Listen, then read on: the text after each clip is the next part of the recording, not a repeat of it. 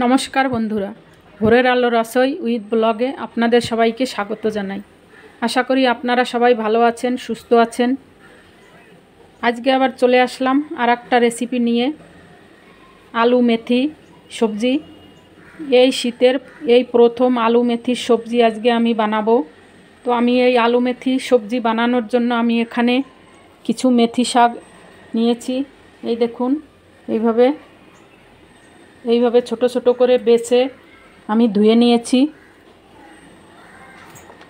আর নিয়েছি এখানে দুটো আলু, এইভাবে ছোট ছোট টুকরো করে কেটে ধুয়ে নিয়েছি।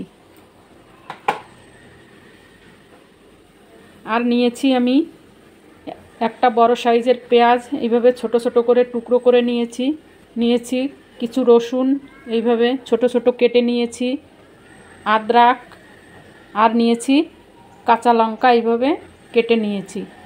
আপনারা চাইলে আদা রসুনের পেস্টও দিতে পারেন। আর এখানে একটা টমাটোর আমি এইভাবে কেটে নিয়েছি। আমি এখন এতে করে মেথি শাকগুলো ছোট ছোট করে কেটে নেব।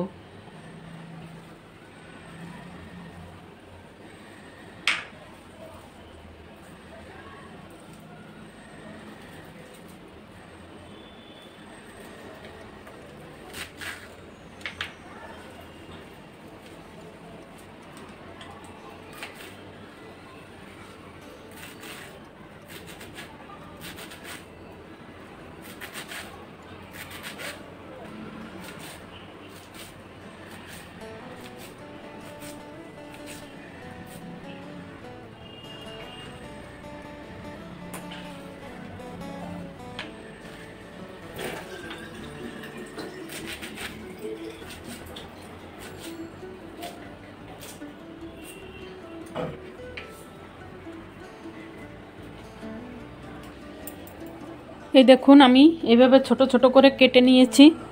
আমি এখন রান্নাটা শুরু করব। এখন কড়াইটা আমার গরম হয়ে গেছে। আমি এখন এতে দিয়ে দেব সর্ষের তেল।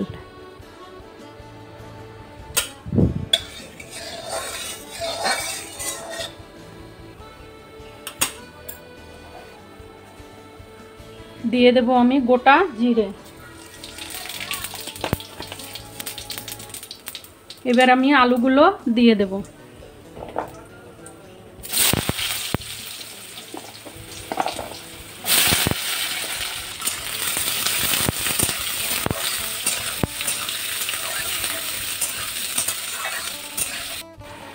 দেখুন, আলুটা আমি একটু নেড়ে চেড়ে নিয়েছি। আমি এখন এর মধ্যে দিয়ে দেব রসুন কুচি।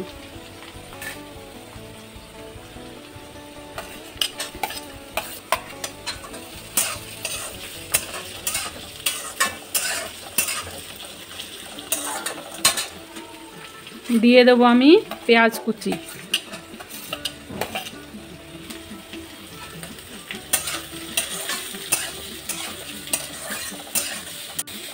আপনারা যদি কেউ পেঁয়াজ রসুন না খান, তাহলে আপনারা বিনা পেঁয়াজ রসুনেও আপনারা এই মেথি শাকটা বানাতে পারেন। তো আমার এই আলুর সঙ্গে সঙ্গে পেঁয়াজ রসুনটাও ভাজা হয়ে যাবে। এতে সবজিতে আলাদা মাত্রায় টেস্ট আসে। আপনারা এই আলু মেথির সবজি রুটি, পরোটা, লুচি বা ভাতের সঙ্গেও খেতে পারেন। বাচ্চাদের টিফিনে বা কোনো দূর সফরে যখন আপনারা যান, তখন রাস্তায়ও আপনারা এই আলু মেথি সবজিটা বানিয়ে নিয়ে যেতে পারেন। দেখেন, আলুটা আমার প্রায় গলে গেছে। এই দেখুন, পেঁয়াজটা আমি বেশি ভাজা করব না। আমি এখন এর মধ্যে দিয়ে দেব কিছু মশলা। দিয়ে দেব আমি 1 চামচ হলুদ পাউডার, দেব 1 চামচ কাশ্মীরি লাল লঙ্কার গুঁড়ো,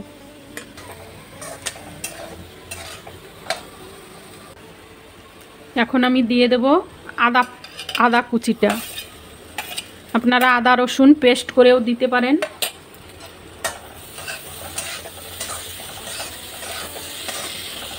এখন দিয়ে দেব এই টমাটোর কুচি।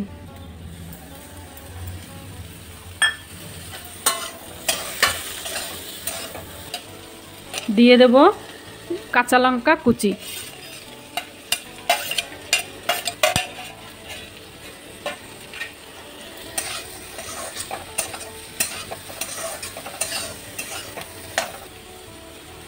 দেব ধনিয়া পাউডার। আপনারা চাইলে জিরা পাউডারও দিতে পারেন। দিয়ে দেব স্বাদ মতো নুন, কারণ আমি টমাটারটা দিয়েছি।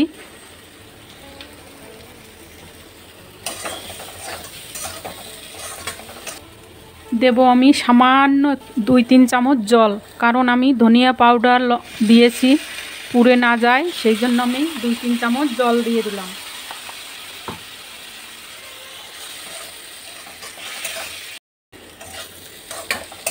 এখন আলুটা আমার গলে গেছে, সিদ্ধ হয়ে গেছে। আমি এখন এর মধ্যে মেথি শাকগুলো দিয়ে দেব।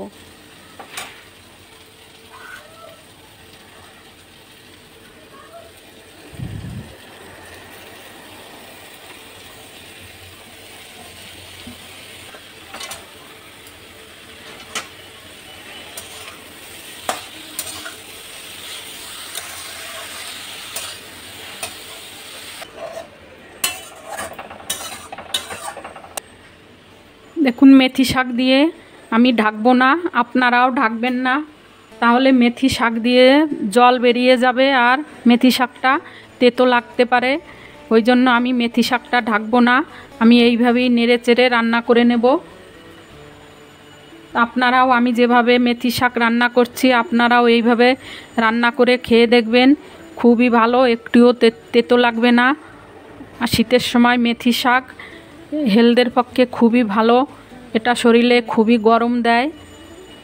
আর সবুজ সবজি আপনারা তো সবাই জানেন, শাক পাতায় খুবই প্রচুর পরিমাণে ভিটামিন থাকে।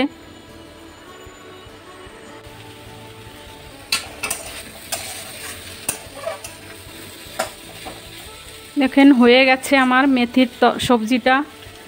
তো আপনারা এই মেথি ঠান্ডার সময় মেথি শাক দিয়ে আপনারা পরোটা বানিয়েও খেতে পারেন। দেখুন আমার সবজিটা নামানোর আগে আমি কিছু কসুরি মেথি দিয়ে দেব। এই কসুরি মেথিটা দিলে সবজিটার স্বাদ দ্বিগুণা বেড়ে যায়। তা আপনাদের কাছেও যদি কসুরি মেথি থাকে তাহলে আপনারা এইভাবে কসুরি মেথিটাকেও দিয়ে দেবেন।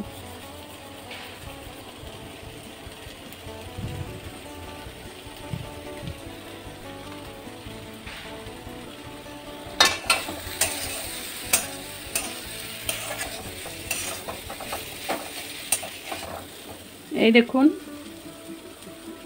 সবজিটা কত সুন্দর হয়েছে। এখন আমি এর মধ্যে দিয়ে দেব কিছু ধনেপাতা কুচি।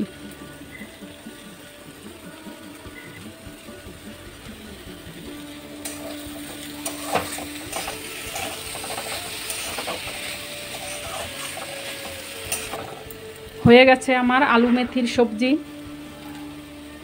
আশা করি আপনাদের পছন্দ হয়েছে। যদি পছন্দ হয় তাহলে আপনারা লাইক করবেন, শেয়ার করবেন আর কমেন্ট করে জানাবেন কেমন হলো রান্নাটা। আর সাবস্ক্রাইব করে আমাকে সাপোর্ট করবেন আপনারা সবাই। আপনারাও এইভাবে ঠান্ডার সময় আলু মেথি বানিয়ে খাবেন, পরোটা খাবেন, সবজি বানিয়ে খাবেন। তো আমি এখন গ্যাসটা অফ করে নামিয়ে দিচ্ছি। এই সবজিটা আমি পরোটার সঙ্গে খাবো। তো আমি এখন পরোটার সঙ্গে পরিবেশন করব। আমি এখন সবজিটা প্লেটে নামিয়ে নিচ্ছি।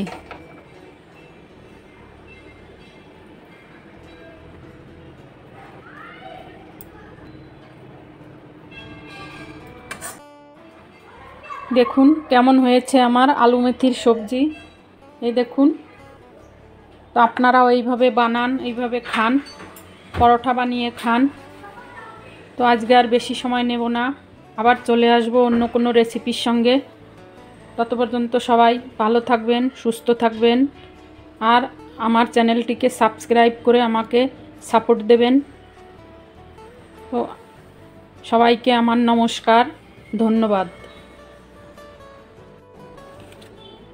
তো কেমন লাগছে মেথি সবজির সঙ্গে পরোটা, তো কমেন্ট করে অবশ্যই জানাবেন আর সাপোর্ট করতে একদমই ভুলবেন না।